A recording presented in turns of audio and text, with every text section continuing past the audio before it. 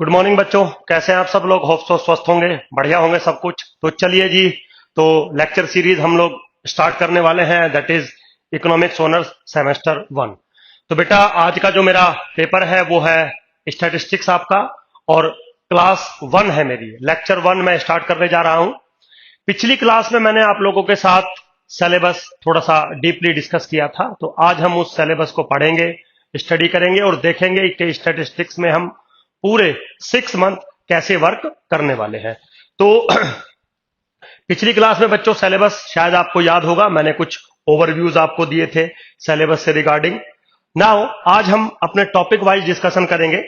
जैसा कि हमारा सबसे जो पहला टॉपिक था इंट्रोडक्शन एंड ओवरव्यू के नाम से, फिर था the distinction between population and sample, between population parameters and sample statistics ना। तो दो टॉपिक आज की क्लास में मैं कवर करूंगा बच्चों। तो चलिए जी, पहला टॉपिक है, स्टार्ट करते हैं, इंट्रोडक्शन एंड ओवरव्यू। तो मेरे बच्चों जो इंट्रोडक्शन एंड ओवरव्यू है वो स्टैटिस्टिक्स का इंट्रोडक्शन है, उसका ओवरव्यू है। ये जो आपका टॉपिक है स्टैटिस्टिक्स इन इकोनॉमिक्स, मतलब दो बातें, स्टैटिस्टिक्स खुद में क्या होता है, हाउ वी डिफाइन स्टैटिस्टिक्स। दूसरा क्वेश्चन ये आता है कि उस स्टैटिस्टिक्स का इकोनॉमिक्स के अंदर क्या रोल है। तो दो बड़े क्वेश्चंस बन के आते हैं। अब इकोनॉमिक्स के अंदर क्या रोल है वो तो थोड़ा सा बाद की बात है, अभी आज फिलहाल का काम यह है कि स्टैटिस्टिक्स डिफाइन कैसे होता है, हाउ वी डिफाइन स्टैटिस्टिक्स। बहुत सारे लोग मेरे बच्चों ऐसे हैं जो कभी आपको ये कहते हुए दिखाई देंगे कि statistics is a branch of mathematics. ये बात बिल्कुल गलत है, आप एक्सपर्ट से चीजों को समझिए। स्टैटिस्टिक्स ब्रांच नहीं है मैथमेटिक्स का, क्योंकि स्टैटिस्टिक्स एक्चुअली में मैथमेटिक्स से लाखों करोड़ों ईयर्स पहले डेवलप हुआ होगा। मैथमेटिक्स तो रिसेंटली डेवलप हुआ है, स्टैटिस्टिक्स बहुत हजारों करोड़ों साल पहले डेवलप हुआ है। क्यों हुआ है सुधीर सर, ऐसा क्यों कह रहे हैं, थोड़ा सा बात करते हैं। सबसे पहले बात करते हैं कि स्टैटिस्टिक्स डिफाइन कैसे होता है, क्योंकि इंट्रोडक्शन का यही मतलब है कि हाउ वी डिफाइन स्टैटिस्टिक्स। तो मेरे बच्चों statistics is a science in which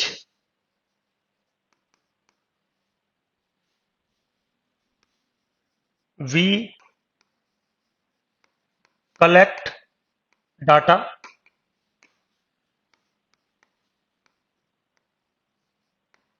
tabulate data,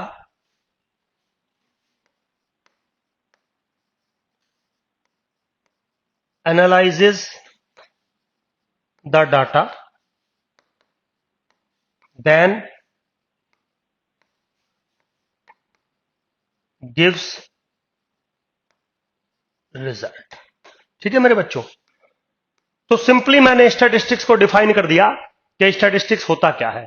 लेकिन डिफाइन करने का या डेफिनेशन देने का सिंपली ये मतलब नहीं होता है कि 3 लाइनें लिखी और बच्चों खत्म हो गया, नहीं। मेरे बच्चों आप कोई भी सब्जेक्ट पढ़ें, कोई भी टॉपिक पढ़ें, उसका डेफिनेशन आपको वेल डिफाइंड होना चाहिए। जैसे माइक्रो आप पढ़ेंगे, मैक्रो पढ़ेंगे, इंटरनेशनल ट्रेड पढ़ेंगे, गेम थ्योरी पढ़ेंगे, मैथ्स और स्टैट्स तो आप पढ़ ही रहे हैं।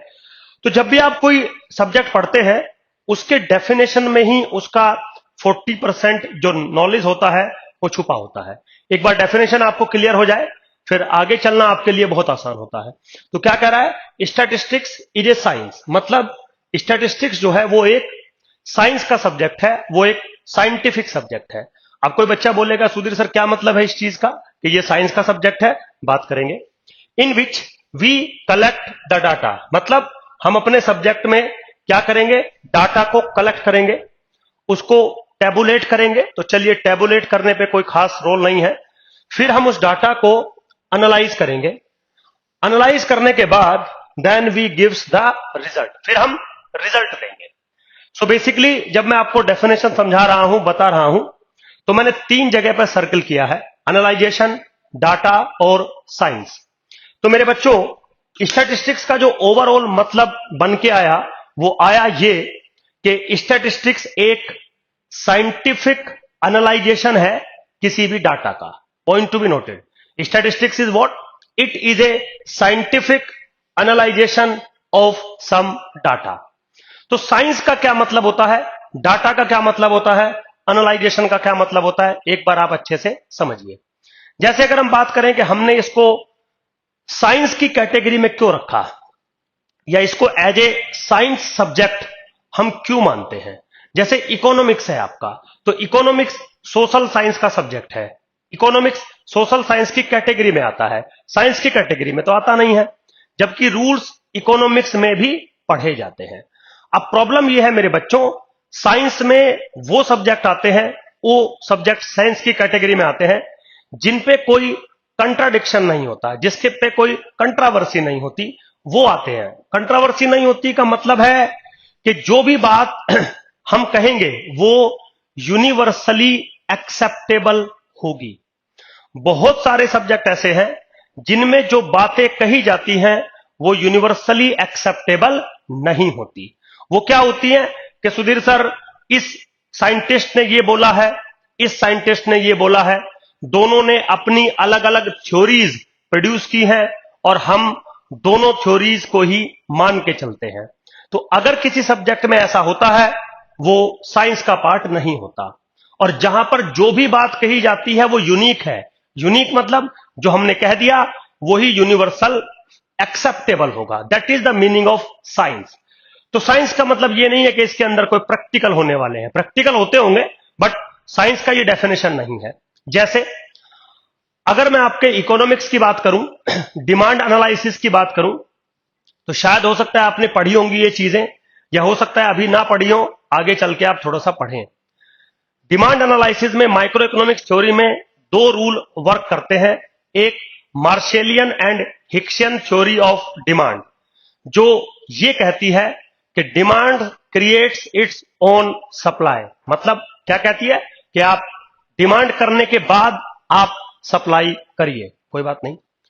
इकोनॉमिक्स में एक बहुत फेमस जो है रिसर्चर थे से, उन्होंने बोला कि supply creates it's on demand, means पहले सप्लाई होती है उसके बाद डिमांड क्रिएट होती है। आप समझिए, तो ये दो अलग अलग थॉट्स हैं जिनके बेसिस पर हम पूरा इकोनॉमिक्स डेवलप करते हैं। लेकिन यहां पे दोनों थॉट्स एक दूसरे का अपोज कर रहे हैं। एक कह रहा है डिमांड पहले होगी सप्लाई बाद में करना, एक कह रहा है सप्लाई पहले होगी डिमांड बाद में होगी, तो बिल्कुल अपोजिट है। लेकिन प्रॉब्लम यह है कि हम इन दोनों में से, जो कि अपोजिट बातें हैं बिल्कुल, दोनों में से एक को एक्सेप्ट नहीं कर पा रहे हैं। हमें दोनों थ्योरीज इकोनॉमिक्स में पढ़नी पड़ती हैं, पढ़ाई जाती हैं, दोनों का अलग अलग सिग्निफिकेंस है। तो इसका मतलब यह हुआ कि आप इकोनॉमिक्स को साइंस की कैटेगरी में नहीं रख सकते। बिल्कुल सिंपल है मेरे बच्चों।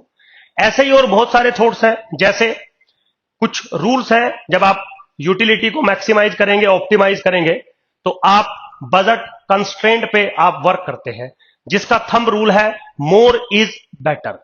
तो इकोनॉमिक्स में मार्शेलियन थ्योरी ये कहती है कि मोर इज बेटर, मतलब जितना ज्यादा आप खरीदोगे उतना ही ज्यादा आपको यूटिलिटी मिलेगी। लेकिन इकोनॉमिक्स में ही बहुत सारे ऐसी थ्योरीज हैं, जैसे रिविल्ड प्रेफरेंस थ्योरी, आप शायद नाम सुना होगा या नाम सुनेंगे।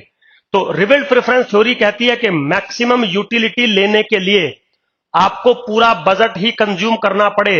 मतलब आप यूटिलिटी जब आप मैक्सिमाइज करना चाहते हैं तो वो आपको बजट कंस्ट्रेंट पे ही मिले, सारा पैसा आपको खर्च ही करना पड़े, ऐसा जरूरी नहीं होता। ऐसा हो सकता है कि आप मैक्सिमम सेटिस्फाइड भी हो जाएं और आपका कुछ पैसा बच भी जाए। तो एक तो थ्योरी ये कहती है। दूसरी थ्योरी क्या कहती है कि नहीं नहीं, जितना पैसा है सारा खर्च करोगे तभी आपको मैक्सिमम यूटिलिटी मिलेगी। तो देखो, दो अलग अलग थॉट्स हो गए, दोनों बिल्कुल एक दूसरे को अपोजिट है, फिर भी दोनों ही इकोनॉमिक्स में पढ़े और पढ़ाए जाते हैं, माने जाते हैं। इसीलिए इकोनॉमिक्स साइंस का सब्जेक्ट नहीं है। स्टैटिस्टिक्स जो है वो साइंस का सब्जेक्ट है। जो फॉर्मुलेशन, जो बात, जो रूल सुधीर सर आपको क्लास में आज बता देंगे वो ही रहेगा, यूनिवर्सली फैक्ट है। आप समझिए, जैसे एक एग्जांपल देता हूं, शायद थोड़ा बहुत आपने इकोनॉमिक या स्टैटिस्टिक्स मेरे बच्चों पढ़ा होगा।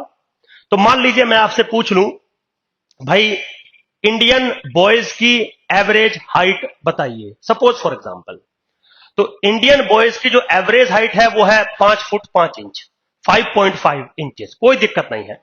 तो 5 फुट 5 इंच अगर आपकी हाइट है, मान लीजिए इंडियन बॉयज का एवरेज हाइट है, तो किसी ने मेरे से पूछा कि सुधीर सर इंडियन बॉयज की आप एवरेज हाइट बताइए। मैंने बोला कि बेटा 5 फुट 5 इंच। आपने बोला सर ठीक है, लेकिन आपने कैसे बताया 5 फुट 5 इंच? तो मैंने बोला कि देखो बेटा, मेरा छोटा भाई है और उसकी हाइट है 5 फुट 5 इंच, तो मेरे को लगता है कि यही इंडिया की एवरेज हाइट है। तो आप पॉइंट को समझिए, जो नंबर है 5 फुट 5 इंच वो तो ठीक है, लेकिन जो सुधीर सर ने एक्सप्लेनेशन दी है कि मेरे भाई की हाइट है 5 फुट 5 इंच, इसीलिए इंडियन बॉयज की हाइट है 5 फुट 5 इंच, ये एक्सेप्टेबल नहीं है और ये शायद आपको भी एक्सेप्टेबल नहीं हो रहा होगा।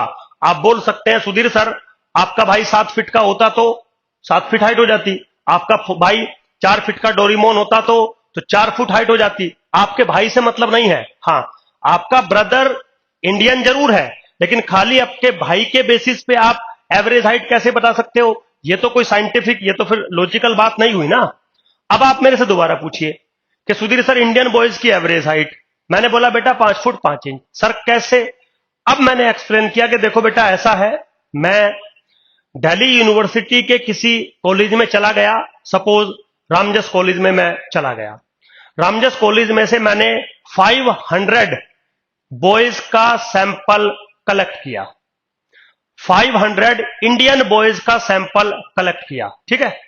उसमें से मैंने सबकी हाइट को मेजर किया, ओके, उनकी हाइट को सम किया, ओके, और डिवाइडेड बाय 500 किया, जो कि नंबर ऑफ ऑब्जर्वेशंस मेरे पास थी, और जो मेरा नंबर बन के आया वो आया 5 फुट 5 इंच। तो शायद ये जो मैंने दूसरे वाला एक्सप्लेनेशन आपको दिया है, ये शायद आप सभी बच्चों को यूनिवर्सली एक्सेप्टेबल होगा। क्यों? क्योंकि मैंने प्रॉपर स्टैटिस्टिकली वर्क किया है आप लोगों के लिए। बिल्कुल सिंपल है, कोई ऐसा इसमें रॉकेट साइंस नहीं है, कोई प्रॉब्लम नहीं है। तो यहां पे जो साइंस का मतलब है वो ये है कि कोई प्रैक्टिकल कर रहे हैं ये नहीं जरूरी। साइंस का मतलब है कि जो बात कही जा रही है वो एक यूनिवर्सल फैक्ट है। अब आप मेरी जो पहले वाली बात थी कि मेरे भाई की हाइट इतनी है, उसको आप रिजेक्ट कर देंगे, सर ये नहीं मानेंगे हम। लेकिन जो मैंने दूसरी बात बोली, रामजस कॉलेज गया, 500 स्टूडेंट का डाटा लिया, उनकी हाइट को मेजर किया, फिर उनकी हाइट का सम किया, डिवाइडेड बाय नंबर किया, और जो नंबर बन के आया वो 5 फुट 5 इंच था। तो that's why I call the average height of Indian boys is 5.5। That's it. ये मतलब होता है साइंस का मेरे बच्चों। चलिए कोई बात नहीं, आगे चलते हैं। अब आता है कि जो हमारा सब्जेक्ट है, चलिए वो साइंटिफिक है, जो भी हम कहेंगे वो लॉजिकल होगा, इलॉजिकल नहीं होगा, यूनिवर्सली एक्सेप्टेबल चीजें होंगी। क्या करते हैं? In which we collect the data. तो सबसे पहले हम स्टैटिस्टिक्स के अंदर मेरे बच्चों डाटा को कलेक्ट करते हैं। अब बात यह आती है कि सुधीर सर डाटा होता क्या है? हाँ भाई, जिसको कलेक्ट कर रहे हो आप वो है क्या? मेरे बच्चों डाटा का मतलब होता है कलेक्शन ऑफ इंफॉर्मेशन। तो कुछ इंफॉर्मेशन होंगी जो आप कलेक्ट करोगे, that set, that bunch is called the data. So basically data is what? Collection of information. अब वो जो इंफॉर्मेशन है वो किसी भी टाइप की हो सकती है। तो स्टैटिस्टिक्स के अंदर हमारा डाटा बहुत सारे टाइप का हो सकता है। आजकल आप देख भी रहे होंगे डाटा साइंस पे बहुत काम चल रहा है। So basically data science, data analysation is what? Computer के थ्रू हम बिग डाटा को एनालाइज करते हैं। तो डाटा को जो एनालाइज करते हैं ना, वो एक्चुअली में कंप्यूटर का काम नहीं होता, स्टैटिस्टिक्स का काम होता है।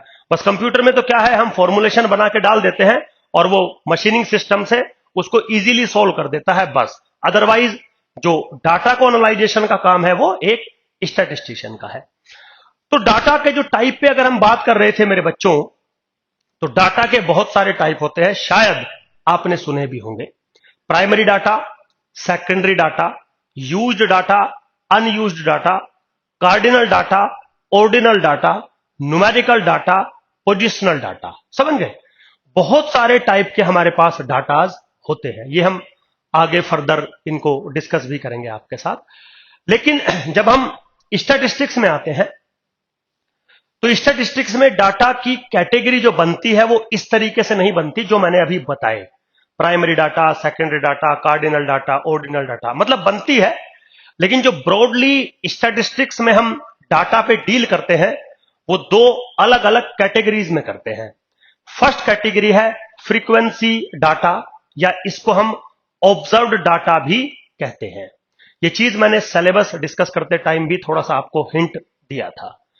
दूसरा जो डाटा होता है वो होता है प्रोबेबिलिस्टिक डाटा, या फिर एस्टिमेटेड डाटा, या फिर एक्सपेक्टेड डाटा। समझ गए? तो दो कैटेगरी में डाटा हम डील करेंगे, फ्रीक्वेंसी डाटा और प्रोबेबिलिस्टिक डाटा। तो डाटा जब हम फ्रीक्वेंसी डाटा हम डील करते हैं, जब हम उसको ऑब्जर्व्ड डाटा के नाम से डील करते हैं, तो उसमें दो चीजें होती हैं, एक तो वेरिएबल एक्स और एक फ्रीक्वेंसी। फ्रीक्वेंसी मतलब जो वेरिएबल्स है वो कितनी बार रिपीट हुआ है डाटा के अंदर, दैट्स इट। ऐसे ही जब आप प्रोबेबिलिस्टिक डाटा को डिस्कस करते हैं तो दो चीजों से मिलकर बनता है random variable, that is simply variable आपका, और कोरस्पॉन्डिंग प्रोबेबिलिटी बिहेवियर। तो यहां पे क्या होता है, वेरिएबल और फ्रीक्वेंसी। प्रोबेबिलिस्टिक डाटा में क्या होता है, रैंडम वेरिएबल और उसके कोरस्पॉन्डिंग प्रोबेबिलिटी। सिंपल है। तो डाटा जब आप कलेक्ट कर लेंगे फिर उसको आप टेबुलेट करेंगे। तो टेबुलेट करने में कुछ सुधीर सर का पढ़ाने का कोई रोल नहीं है कि भाई टेबल कैसे बनेगी, वो हम बाद में देखेंगे। फिर हम क्या करते हैं, उस डाटा को एनालाइज करते हैं। क्या करते हैं, उस डाटा को हम एनालाइज करते हैं। तो मेरे बच्चों, मान लीजिए अब मैं अगर आपसे पूछ लूं कि भाई what is the meaning of analysation of A data, कि डाटा को जब आप एनालाइज करते हैं तो एक्चुअली में इसका क्या मतलब होता है। मेरे बच्चों, आप शायद कहेंगे कि सुधीर सर डाटा को एनालाइज करने का मतलब है कि उसमें से कुछ यूजफुल इंफॉर्मेशन निकालना, कुछ ऑब्जर्वेशंस को कैलकुलेट करना। तो बेटा मैं वही पूछ रहा हूं आपसे कि क्या यूजफुल इंफॉर्मेशन आप उस डाटा में से निकालना चाहते हो। My question is this. तो डाटा को एनालाइज करने का मतलब होता है डाटा में से चार इंफॉर्मेशन कैलकुलेट करना। नंबर वन, सेंट्रल वैल्यू, जिसको आप एवरेज भी कहते हो, वेरी सिंपल। सेकंड है डिस्पर्जन, थर्ड है स्क्यूनेस, एंड फोर्थ है कुर्टोसिस। ये सारी चीजें मैं आपको आगे लिखवाऊंगा भी और मैं आपको ये सारी चीजें पढ़ाऊंगा भी मेरे बच्चों, ठीक है। मैंने नोट्स भी बहुत अच्छे से तैयार करके आप लोगों के ग्रुप में डाले हुए हैं, आप लोगों को दिए हुए हैं। आप मेरे नोट्स फॉलो करिए, दी बेस्ट है, मतलब दी बेस्ट है नोट्स मेरे, ठीक है। तो एनालाइजेशन का मतलब होता है कि डाटा को आप लीजिए, डाटा किसी भी फॉर्मेट में हो, चाहे वो फ्रीक्वेंसी फॉर्मेट में हो, चाहे वो प्रोबेबिलिस्टिक फॉर्मेट में हो, उस डाटा को एनालाइज करिए। एनालाइज मतलब उस डाटा का एवरेज निकालिए या सेंट्रल वैल्यू जिसको आप बोल सकते हैं। सेकंड, डिस्पर्जन निकालिए। डिस्पर्जन मतलब मेजरमेंट ऑफ वेरिएबिलिटी भी आपको बोल सकते हैं। जो सेंट्रल वैल्यू होती है वो मेजरमेंट ऑफ लोकेशन होती है। तो पिछली क्लास में मैंने जब सिलेबस डिस्कस किया था तो ये सब चीजें आपको बताई थी। फिर दो पैरामीट्रिक सिनेरियो और आते हैं, स्क्यूनेस एंड कुर्टोसिस। तो क्या हो जाएगा, डाटा एनालाइज हो जाएगा आपका। उसके बाद मेरे बच्चों, then we gives the result, मतलब जो भी आपसे सवाल पूछा गया होगा डाटा के एनालाइजेशन को लेके, उसके बेसिस पे आप रिजल्ट प्रोड्यूस कर देंगे, ठीक है। तो now this is the introduction and overview of my subject statistics. So basically this is a scientific analyzation of data. Scientific मतलब जब आप डाटा को एनालाइज करोगे तो जो रिजल्ट आएगा, रिजल्ट तो मैटर करेगा ही, उसके पीछे का जो लॉजिक है कि रिजल्ट आपका आया कैसे, कौन सा फॉर्मुलेशन आपने यूज किया, क्यों ये फॉर्मुलेशन यूज किया, वो एक यूनिवर्सल फैक्ट होना चाहिए, मींस साइंटिफिक स्टडी होनी चाहिए। अगर आपका सिंपली रिजल्ट तो करेक्ट है बट आपका जो लॉजिक है उस बात के पीछे वो करेक्ट नहीं है, तो वो साइंस की कैटेगरी में नहीं आएगा और उसको एक्सेप्ट नहीं किया जाएगा मेरे बच्चों। बिल्कुल सिंपल था। चलिए खैर आगे चलते हैं विदाउट वेस्टिंग योर टाइम। अगला जो मेरा टॉपिक है मेरे बच्चों, that is the distinction between population and sample. ये एकदम बहुत अच्छा टॉपिक है आपके लिए, स्टैटिस्टिक्स को बेसिक समझने के लिए कि हम अपने सब्जेक्ट में करेंगे क्या। समझिए बेटा, अभी जो मैंने डिफाइन किया वो तो अपने सब्जेक्ट का डेफिनेशन डिफाइन किया कि मेरे सब्जेक्ट में है क्या।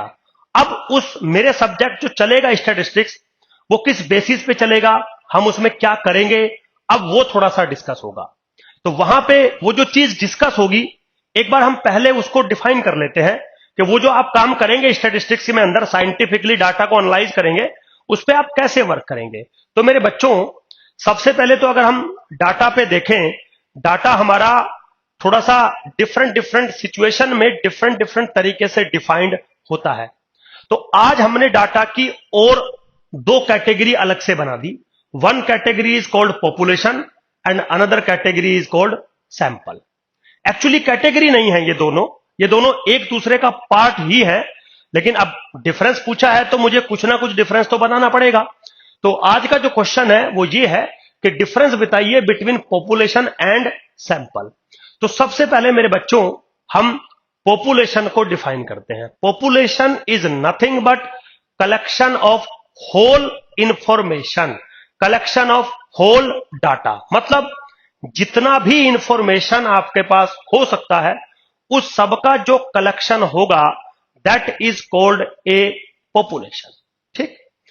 अब क्या होता है मेरे बच्चों, पॉपुलेशन बहुत लार्ज होती है, पॉपुलेशन बहुत बड़ी होती है, तो उसको साइंटिफिकली एनालाइज करना मींस सेंट्रल वैल्यू निकालना, डिस्पर्जन निकालना, स्क्यूनेस निकालना, कुर्टोसिस निकालना, उतना इजी टास्क नहीं है, एकदम टिपिकल टास्क है।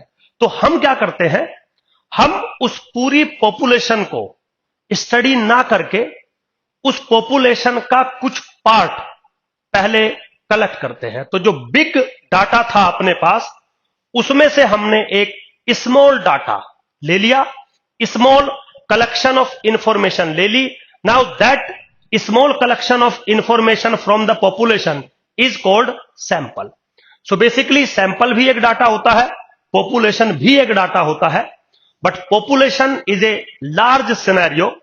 उसका जो सबसेट होगा, उसका जो सब पार्ट होगा, सब कलेक्शन होगा, दैट इज कॉल्ड सैंपल। जैसे फॉर एग्जाम्पल मान लीजिए मैं ये कह दूं कि भाई ऑल इंडियन बॉयज, तो all Indian boys is a population which is very large. But अगर मैं ये कह दूं कि ऑल इंडियन बॉयज की पॉपुलेशन को मैं एनालाइज नहीं कर सकता, तो मैंने इंडियन बॉयज की पॉपुलेशन में से 500 बॉयज का सैंपल ले लिया, तो this 500 boys is what, also from the Indian boys population ना। तो पॉपुलेशन का कुछ पार्ट जो होता है, दैट इज कॉल्ड सैंपल। बिल्कुल सिंपल। मान लीजिए आप किसी कॉलेज में चले जाएं और कॉलेज के डाटा को एनालाइज करना है आपको, तो कॉलेज में मान लीजिए 2000 स्टूडेंट स्टडी करते हैं। आपने बोला सुधीर सर, सारे बच्चों को स्टडी करना, सारे बच्चों के डाटा को एनालाइज करना तो देखिए पॉसिबल नहीं है। तो हम एक काम कर लेते हैं, इकोनॉमिक्स ऑनर्स सेमेस्टर 1 का जो बैच है उसको ले लेते हैं और उसको एनालाइज कर लेते हैं। अब क्योंकि ये जो सैंपल आपने लिया ये उसी कॉलेज को रिप्रेजेंट करता है, तो आप पॉपुलेशन को स्टडी करें या सैंपल को स्टडी करें, दोनों सेम बातें हैं। सेम मतलब एग्जैक्टली इंफॉर्मेशन नहीं आ पाएगी, बट अप्रोक्सीमेट इंफॉर्मेशन आ जाएगी। तो मेरे बच्चों, बहुत बार ऐसा हो जाता है कि हम पॉपुलेशन को स्टडी ना करके उसके किसी छोटे पार्ट को स्टडी करते हैं, that small part is called sample. इसके कई सारे रीजन होते हैं। अब मान लीजिए कोई बच्चा बोलेगा सुधीर सर आप ऐसा क्यों करते हो, तो इसके दो बड़े रीजन होते हैं। एक तो पूरी पॉपुलेशन को एनालाइज करना is typical, is costly, is time consuming. तो हम सोचते हैं कि सर नहीं करते, टाइम कंज्यूमिंग है, कॉस्टली है, टिपिकल टास्क है, सैंपल को कर लेते हैं। फिर बहुत बार ऐसा होता है कि आप पूरी पॉपुलेशन को एनालाइज कर ही नहीं सकते, टाइम भी छोड़ो, कॉस्ट भी छोड़ो, सब कुछ छोड़ो, आप पूरी पॉपुलेशन को एनालाइज कर ही नहीं सकते, ऐसा भी होता है। अब कोई बच्चा बोलेगा सुधीर सर पॉपुलेशन को एनालाइज नहीं कर सकते, एग्जाम्पल क्या हो सकता है इसका, देखिए वेरी सिंपल। मान लीजिए आप बीमार हैं, सपोज है आपको कोई डिजीज है, आप डॉक्टर के पास गए, डॉक्टर ने बोला भाई आपका ब्लड मुझे चेक करना पड़ेगा, ठीक है। तो आप क्या करते हैं, क्या डॉक्टर आपकी पूरी बॉडी का ब्लड निकालेगा? नहीं, वो थोड़ा सा ब्लड आपका लेगा और उसके बेसिस पे आपकी पूरी बॉडी के अंदर क्या प्रॉब्लम है वो आइडेंटिफाई कर देगा। तो क्या यहां पर पूरी बॉडी के ब्लड को एनालाइज करना पॉसिबल था? नहीं। नहीं तो निकलवा के देख लो एक बार, पता लग जाएगा आपको क्या सीन चल रहा है। तो बहुत बार ऐसा होता है बच्चों कि पूरी पॉपुलेशन को एनालाइज नहीं किया जा सकता, थोड़ा सा सैंपल लेके एनालाइज करते हैं। दूसरा एग्जांपल, मान लीजिए मम्मी ने सब्जी बनाई घर में और मम्मी ने बोला ले बेटा नमक चेक करके बता। तो बेटे ने क्या किया, पूरा सब्जी खा लिया और बोला मम्मी नमक ठीक था। क्या आप ऐसा करते हैं? शायद नहीं। आप क्या करते हैं, थोड़ा सा सब्जी लेते हैं, उसको चेक करते हैं, मम्मी नमक ठीक है, बस। तो this is the way of analyzation sample, this is the way of taking sample. तो why we take the sample? क्योंकि पूरी पॉपुलेशन को एनालाइज करना एक टिपिकल टास्क होता है, कभी कभी पॉसिबल भी नहीं होता है, कभी कभी टाइम कंज्यूमिंग होता है। तो बहुत सारी चीजें मेरे बच्चों देखने को मिलती हैं। बट क्वेश्चन था कि सैंपल और पॉपुलेशन में क्या डिफरेंस होता है। Population may be finite, may be infinite, sample is always finite. Sample is a सब पार्ट ऑफ द पॉपुलेशन। साथ में मैंने यह भी बता दिया कि सैंपलिंग आप क्यों कर रहे हैं। तो जो भी काम, जो भी डाटा को एनालाइजेशन करना होता है वो पॉपुलेशन को करना होता है, लेकिन पॉपुलेशन को हम करते नहीं है। किसको करते हैं? सैंपल को एनालाइज करते हैं। क्यों? क्योंकि उसके कई सारे रीजन मैं आपको मेरे बच्चों दे रहा हूं। बिल्कुल सिंपल है, कोई भी ऐसा टिपिकल टास्क इन चीजों में नहीं है। ठीक है, तो अगर आप चाहें तो थोड़ा बहुत लिख भी सकते हैं। क्या कि Sudhir sir, sample is sub collection of population.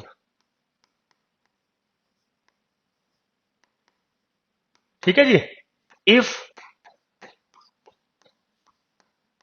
Population size is capital N and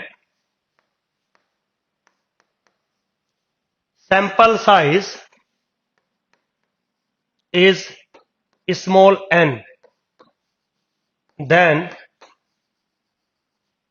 there are NCN samples. मतलब सिंपल सी चीजें लिखी है मैंने कि अगर मेरी पॉपुलेशन के अंदर कैपिटल N ऑब्जर्वेशंस है, कैपिटल N यूनिट्स हैं, और उसमें से मुझे स्मॉल n ऑब्जर्वेशंस का सैंपल लेना है, तो एक सैंपल नहीं बनेगा, बहुत सारे सैंपल बनेंगे।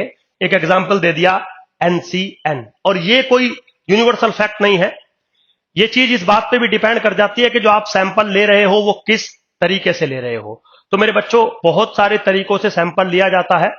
शायद आपने नाम भी सुना होगा विद रिप्लेसमेंट और विदाउट रिप्लेसमेंट। तो विदाउट रिप्लेसमेंट इतने बनते हैं, अगर आपको विद रिप्लेसमेंट सैंपल लेना है तो n to the power n आपके सैंपल्स बन सकते हैं, इतने सैंपल बन सकते हैं। बट सैंपल होता क्या है?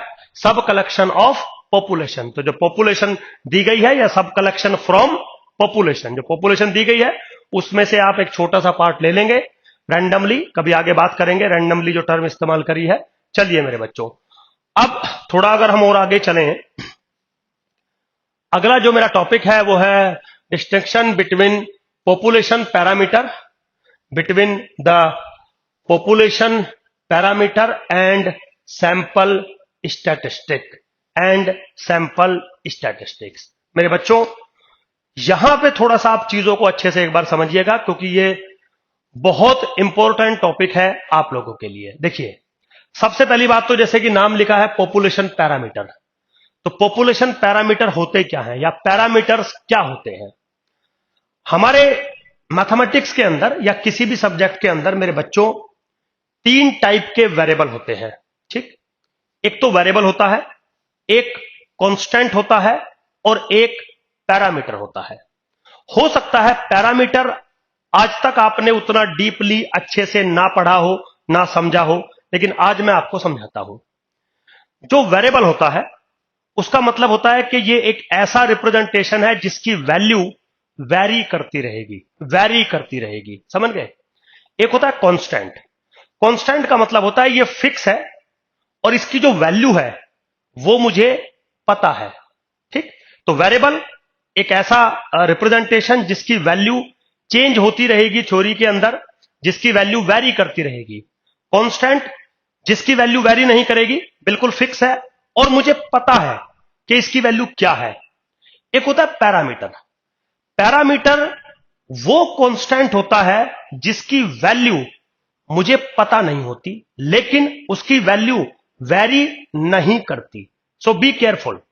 एक की वैल्यू वैरी करती है, एक की कांस्टेंट होता है वैल्यू वैरी भी नहीं करती है और मुझे पता होता है उसकी वैल्यू क्या है। पैरामीटर जो होते हैं वो ऐसे कांस्टेंट होते हैं जो होंगे तो कांस्टेंट, उनकी वैल्यू वैरी नहीं करेगी बट उनकी जो वैल्यू है वो मुझे पता नहीं होती। जैसे फॉर एग्जांपल अगर मैं आपके सामने एक फंक्शन लिखूं, suppose y is equal to e to the power 2ax, suppose, है ना, e to the power 2ax, ऐसे मैंने कोई फंक्शन लिखा। तो अब अगर आप यहां पे देखें, जो x है यहां पे ये वेरिएबल होता है, x की वैल्यू वेरी करती रहती है। x may take value 1, x may take value 2, x may take value 3। So that's why this is the function of x। But ये जो 2 है ये कांस्टेंट है और इसकी वैल्यू 2 है, वो मुझे पता है। यहां पे जो मेरे बच्चों a होता है ये बेसिकली पैरामीटर होता है, क्योंकि जो a होता है यहां पे उसकी वैल्यू तो वेरी करती नहीं है, कांस्टेंट रहती है। बट क्या a की वैल्यू आपको पता है कि a किसके बराबर है? नहीं। सो that's why this a is called parameter. तो पैरामीटर क्या होते हैं? कांस्टेंट होते हैं जिनकी वैल्यू अननोन होती है, उनकी वैल्यू वेरी नहीं करती बट कांस्टेंट रहती है, बट हमें नहीं पता कि उनकी वैल्यू क्या होती है, ठीक है। अब यहां पे जो टर्म है, ये तो मैथमेटिकल थी बात जो मैंने अभी आपको बताई। यहां पे जो टर्म है वो है पॉपुलेशन पैरामीटर। मतलब पॉपुलेशन के अंदर वो कौन सी चीजें होती हैं जो पैरामीटर होती हैं। चलिए, तो पैरामीटर का मतलब आपको समझ में आ गया, a constant which is unknown. मेरे बच्चों, पैरामीटर सिर्फ पॉपुलेशन के अंदर होते हैं, उनको हम पॉपुलेशन कांस्टेंट्स भी कहते हैं। पॉपुलेशन कांस्टेंट्स भी कहते हैं। वो कौन कौन से होते हैं? जो एनालाइजेशन के रूल मैंने आपको आज दिए थे, कौन कौन से? एवरेज क्या है डाटा का, मतलब पॉपुलेशन का एवरेज क्या है, पॉपुलेशन का डिस्पर्जन क्या है, पॉपुलेशन का स्क्यूनेस क्या है, पॉपुलेशन का कुर्टोसिस क्या है।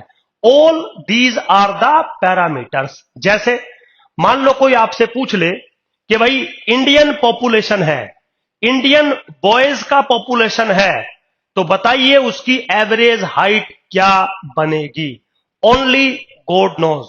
सिर्फ भगवान को पता है कि इंडियन बॉयज की एग्जैक्ट हाइट किसके बराबर है। वो जो आप सुनते हैं ना 5 फुट 5 इंच, वो एग्जैक्ट हाइट नहीं होती, वो तो एस्टिमेटेड हाइट होती है। अब इंडियन बॉयज की, पूरे इंडियन बॉयज की एवरेज हाइट एग्जैक्टली कोई नहीं निकाल सकता, लेकिन होगी तो ना कुछ, कांस्टेंट होगी ना। Yes, but we don't know, हमें नहीं पता है। That's why this is a parameter. तो पॉपुलेशन का एवरेज, पॉपुलेशन का वेरिएंस, पॉपुलेशन का डिस्पर्जन, पॉपुलेशन का स्क्यूनेस, पॉपुलेशन का kurtosis are the population parameter. अब ये दो चीजों से मिलकर बना पैरामीटर और पॉपुलेशन।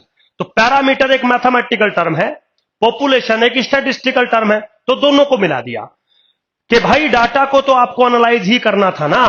तो जब डाटा पॉपुलेशन था तो पॉपुलेशन को एनालाइज आप कर नहीं पाएंगे, थोड़ा प्रॉब्लम है आपको, तो उसको तो आप एस्टिमेट करेंगे। अब जब एस्टिमेट करोगे तो किसको एस्टिमेट करते हैं? उन चीजों को जो अननोन होती हैं, और नाम रख दिया पॉपुलेशन पैरामीटर। ठीक, बिल्कुल सिंपल है, कोई ऐसा टिपिकल टास्क या रॉकेट साइंस नहीं है।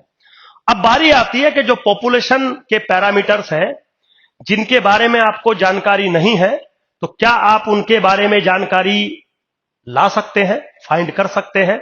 आंसर है नहीं। तो फिर क्या करते हैं? सर हम उस पॉपुलेशन के पैरामीटर को एस्टिमेट कर सकते हैं, अनुमान लगा सकते हैं। जैसे इंडियन बॉयज की एवरेज हाइट आप एग्जैक्टली फाइंड नहीं कर सकते, लेकिन एक अनुमान लगा सकते हैं। समझ गए? तो अनुमान आप कैसे लगाएंगे? अनुमान लगाएंगे on the basis of sample, है ना। अब कैसे अनुमान लगाएंगे? अब ये तो है नहीं कि आपने पॉपुलेशन में से सैंपल लिया और देखा वाओ सैंपल मस्त लग रहा है, इतनी हाइट हो गई। नहीं, आप कुछ ना कुछ उन सैंपल ऑब्जर्वेशंस का फंक्शन बनाएंगे। जैसे मैंने अभी बनाया था। मैंने क्या किया था? जब आपने पूछा था कि सर इंडियन बॉयज की एवरेज हाइट बताइए, तो इंडिया पॉपुलेशन, उसके बॉयज बहुत सारे, उनकी एवरेज हाइट कोई नहीं बता सकता, लेकिन एक नंबर होगा which is a parameter.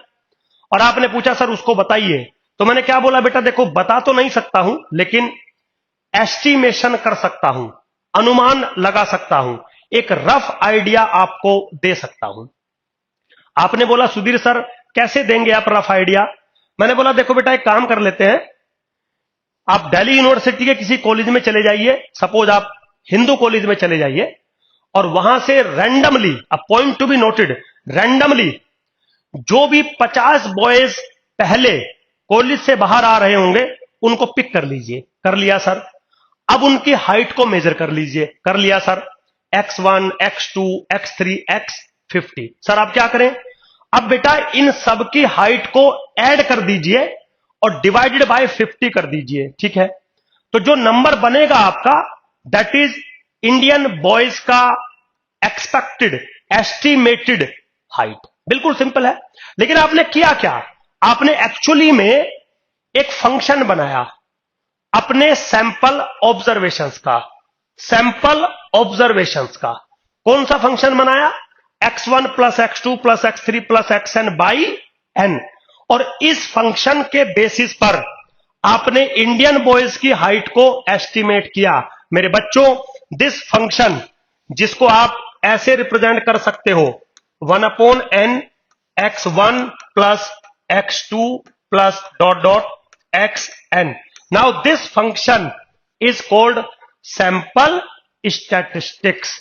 Sample statistics. तो बेसिकली सैंपल स्टैटिस्टिक या एस्टिमेटर क्या होता है? सैंपल स्टैटिस्टिक और estimator is nothing but a function of sample observations. तो सैंपल ऑब्जर्वेशंस आई आपके पास x1, x2, x3, xn, और उनका आपने एक फंक्शन बना दिया जिससे आप पॉपुलेशन की एवरेज हाइट को एस्टिमेट करना चाहते हैं। तो मेरे बच्चों, ऐसे ही कल को हो सकता है आप पॉपुलेशन का वेरिएंस एस्टिमेट करना चाहें, तो पॉपुलेशन का वेरिएंस तो इससे एस्टिमेट होगा नहीं, कि कोई और फॉर्मूला बनाना पड़ेगा आपको। या पॉपुलेशन का स्क्यूनेस आप एस्टिमेट करना चाहें, पॉपुलेशन का कुर्टोसिस एस्टिमेट करना चाहें, तो एग्जैक्टली ये फॉर्मूला तो बनेगा नहीं, कोई और फॉर्मूला बनेगा। नाउ द फॉर्मूला और the function of sample observation is called sample statistics और sample estimator और estimator। समझ में आया? अब बात यह है, कोई बच्चा बोलेगा कि सुधीर सर, जैसे मान लीजिए आपने बोला कि हिंदू कॉलेज में से 50 बच्चे अगर मैं सेलेक्ट कर लूं तो सैंपल ये बनेगा। ठीक है सर, अगर मैं रामजस कॉलेज में से अगर मैं 50 बच्चे सेलेक्ट करता तो क्या सैंपल का जो मीन है वो एग्जैक्टली वही बनता? नहीं बेटा, वो बिल्कुल नहीं बनता, कोई दूसरा बन सकता था। इसका मतलब ये जो सैंपल स्टैटिस्टिक्स आप बना रहे हैं, which is a function of sample observation, इसकी वैल्यूज वेरी कर सकती है, चेंज हो सकती है। इसकी वैल्यूज डिपेंड करेंगी आपने कौन सा सैंपल चूज किया है। That's why the sample statistics or the estimator is treated as a random variable। क्यों? क्योंकि इनकी जो वैल्यूज है वो रैंडमली चेंज होती रहेंगी with respect to the probabilities, with respect to some probabilities। so that's why जो population पैरामीटर होते हैं वो कांस्टेंट होते हैं बट अननोन होते हैं। जो सैंपल स्टैटिस्टिक्स होते हैं वो रैंडम वेरिएबल के तरीके से बिहेव करते हैं। ये करते क्या है? ये उस पॉपुलेशन के पैरामीटर को एस्टिमेट करते हैं, उसके बारे में ये अनुमान लगाते हैं कि भाई हमें ये लगता है कि इसकी वैल्यू अप्रोक्सीमेटली इतनी होगी। तो मेरे बच्चों, जो स्टैटिस्टिक्स का मेरा एम था, जो स्टैटिस्टिक्स का मेरा काम था, वो क्या था? किसी भी डाटा को एनालाइज करना। तो जब आप पॉपुलेशन को एनालाइज करते हैं तो पॉपुलेशन एनालाइज हो नहीं पाता, वो एनालाइज होता है in terms of the corresponding parameter which is a constant but unknown. तो अगला सवाल ये आता है कि क्या हम इस पैरामीटर को फाइंड कर सकते हैं? नहीं, हम इस पैरामीटर को सिर्फ और सिर्फ एस्टिमेट कर सकते हैं। तो एस्टिमेट किससे करते हैं? सैंपल के बेसिस पर करते हैं। और सिर्फ सैंपल को देखना नहीं होता, सैंपल ऑब्जर्वेशंस का एक फंक्शन हम क्रिएट करते हैं और उस फंक्शन से हम पॉपुलेशन के पैरामीटर को एस्टिमेट करते हैं। फिर और बहुत सारी बातें करेंगे मेरे बच्चों। आज तो सिर्फ ये पूछ रहा था हमसे कि भाई दोनों के बीच में क्या डिफरेंस होता है। फिर मैंने बोला कि ये जो सैंपल का जो स्टैटिस्टिक है, इसकी वैल्यू चेंज होती रहेगी रैंडमली, और वो रैंडमली इस बात पे डिपेंड करेगी कि आपका सैंपल क्या लिया गया है। तो your sample statistics like this is treated as a random variable. तो रैंडम वेरिएबल हमारे आगे के टॉपिक्स हैं जिन पे हम आपको अच्छे से समझाएंगे, पढ़ाएंगे। लेकिन यहां पे जब हम डिफरेंस की बात करते हैं तो डिफरेंस मैंने आपको थोड़ा सा डिफाइन किया। तो काम यही है मेरी स्टैटिस्टिक्स का कि हम साइंटिफिकली अपने डाटा को एनालाइज करते हैं। चलिए मेरे बच्चों, खैर होप सो आपको चीजें थोड़ा समझ में आई होंगी। Thank you very much. मिलते हैं नेक्स्ट क्लास में। बाय।